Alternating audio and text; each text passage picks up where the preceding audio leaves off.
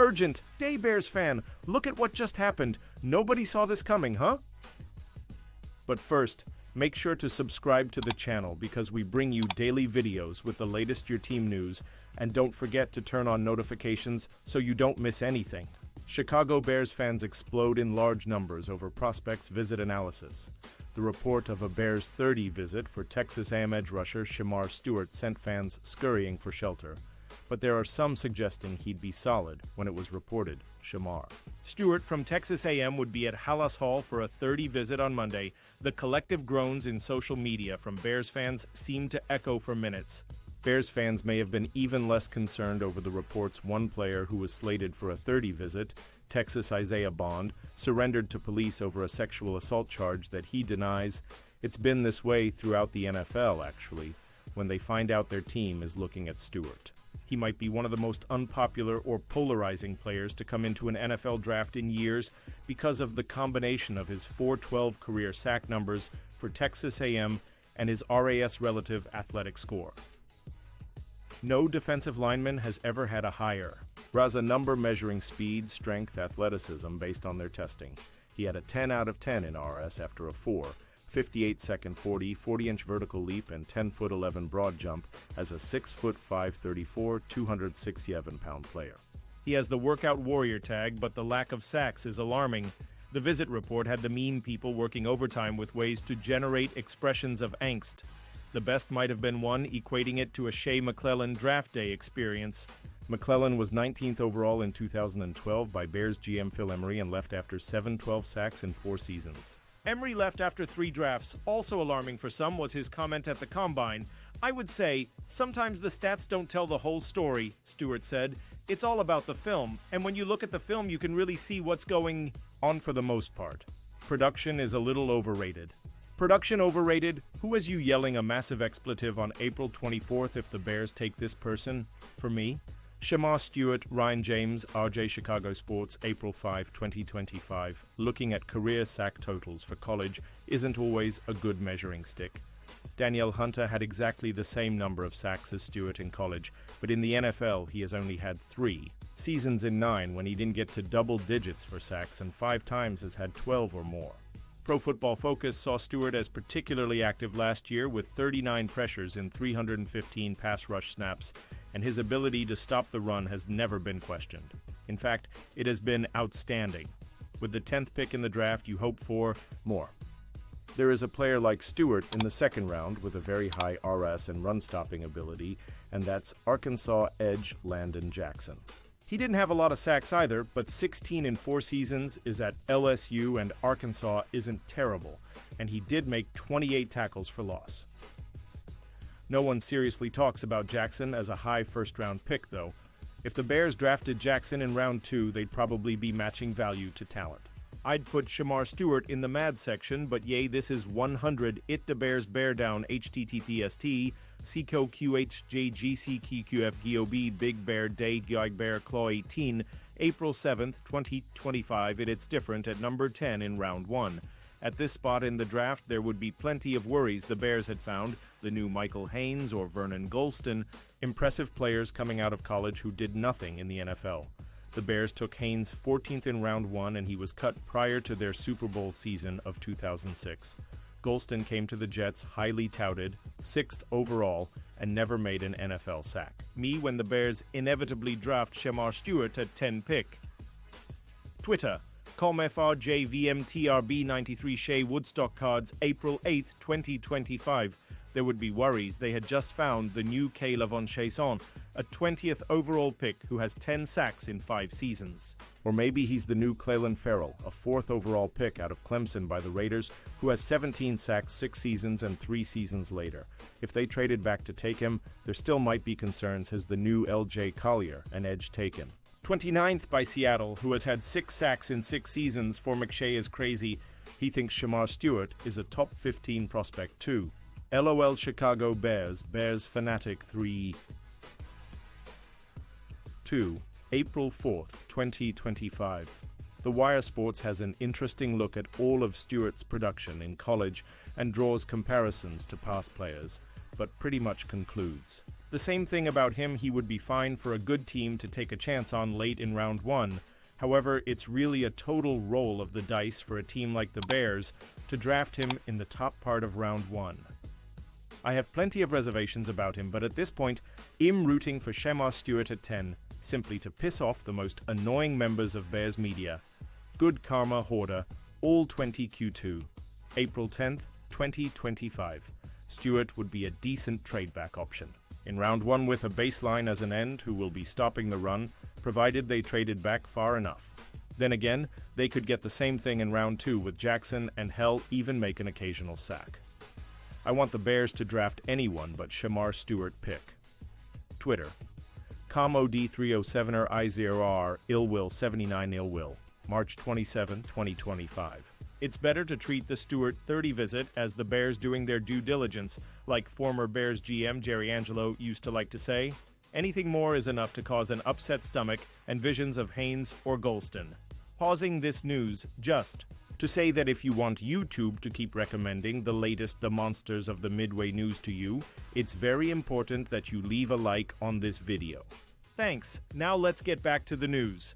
Bears blockbuster trade package would bring a 112mm Steelers superstar to Chicago. The Chicago Bears finished last in the NFC North last season.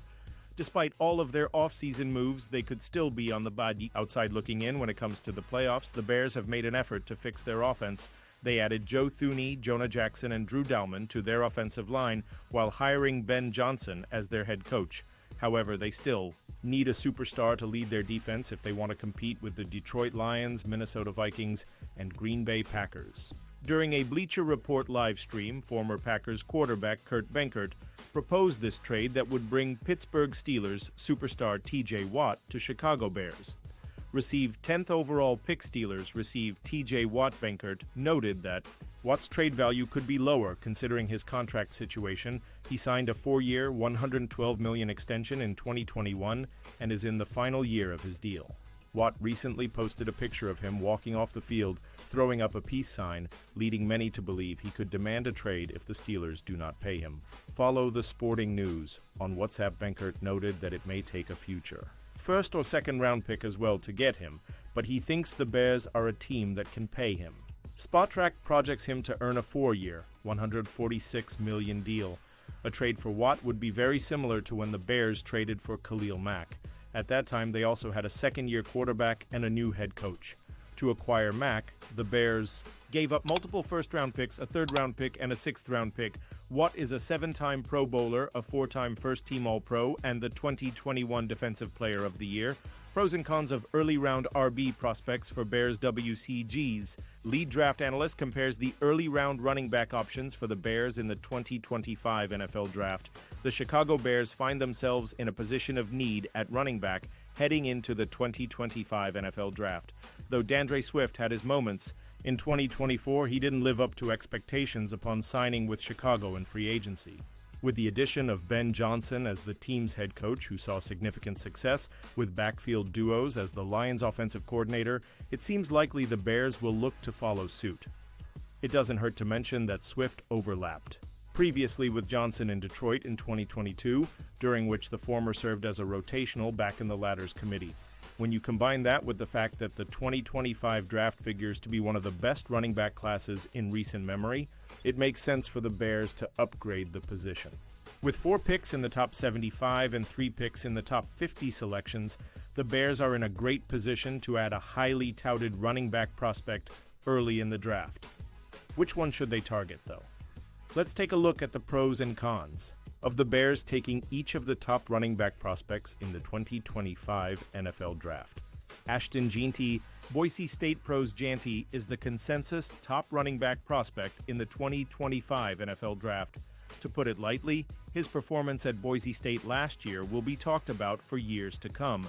He is an extremely well-rounded back with the speed, agility, vision, power, and contact balance to instantly be an impact player at his position. The chance to select a blue-chip player at a position of need could be too enticing for the Bears to pass up if he's available. Cons: there's a pretty good chance Jeanty doesn't fall to the Bears at number 10.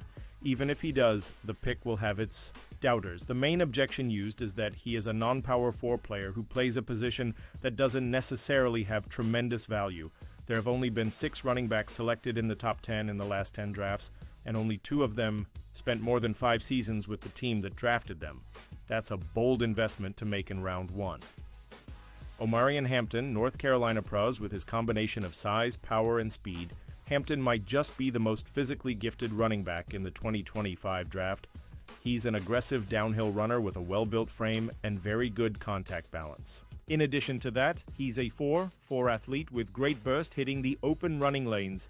He also brings considerable upside on passing downs as he's creative after the catch and is a high-effort pass protector out of the backfield. Cons, you'll face the same running back in round 1 arguments with Hampton that I mentioned with Ginty. Adding to that, Hampton would generally be seen as more of a reach due to his inferior agility and vision to Ginty. You could, theoretically, trade back for Hampton, but in a weaker draft class, it's going to be tough for the Bears to find teams willing to give up high-end capital to move up to number 10. Quinshon Judkins, Ohio State pros, there's a lot to like with Judkins' physical attributes. An explosive runner who's quick out of the backfield with a well-built frame, he combines breakaway speed with raw power and good contact balance. I anticipate he goes round 2 and would argue that drafting him at Nosenjan 39 or 41 would be much better value than Hampton at number 10. For my money, he's my top choice for the Bears as an early round option, even if he's not my top running back. Cons, though Judkins is a talented prospect, he's admittedly a bit high-hipped for the running back position. He's more of a running back who will run over defenders than run around them, which could provide for some durability concerns in the long run as he takes more hits than the average back. Trevayon Henderson, Ohio State pros. In my opinion, Henderson is one of the most explosive players in this draft class overall. He's an athletic running back with great acceleration out of the backfield and impressive lateral quickness with the ball in his hands. His creativity in space makes him a valuable home run threat as well. Cons, Henderson is a bit undersized and he's not a very powerful back with ideal aggressiveness in the trenches. The fear with him for the Bears is that he's arguably too similar to what they currently have in D'Andre Swift. Has a talented back, but Chicago might need a player who can bring a more diverse skill set to their backfield. Caleb Johnson, Iowa pros. If the Bears want a true power back to add to their backfield, Johnson fits the bill perfectly. He's a big runner with tremendous play strength and the contact balance needed to plow over defenders in between the tackles. His ball carrier vision as a downhill runner is some of the best in this class too. Cons, out of the consensus top running backs, Johnson is the slowest of the bunch, both in terms of combine testing and in his game tape. He does have elite breakaway speed, and he's a bit stiff in the hips. That could limit his big play potential. At the NFL level, best of the rest, Paishul Tuten, Virginia Tech Tuten had fumble issues in college, but he's a 4. 32 athlete with elite speed and really good contact balance, especially for a player who's not all that big. Dylan Sampson, Tennessee, a shifty running back who can make defenders miss in the open field. Sampson is a smaller back who doesn't have ideal physicality, but could be a high-end rotational back in the pros. Cam Scatabo, Arizona State, for what Scatabo. Lacks in breakaway speed, which limits his NFL upside. He makes up for with vision and elite balance. Whether that translates to the pros remains to be seen. And now, Da Bears fan, I want to hear from you. What's your opinion on this? Drop your thoughts in the comments. I don't know if you know this, but your opinion matters a lot for Da Bears. I'll be back any moment with more. The Monsters of the Midway News.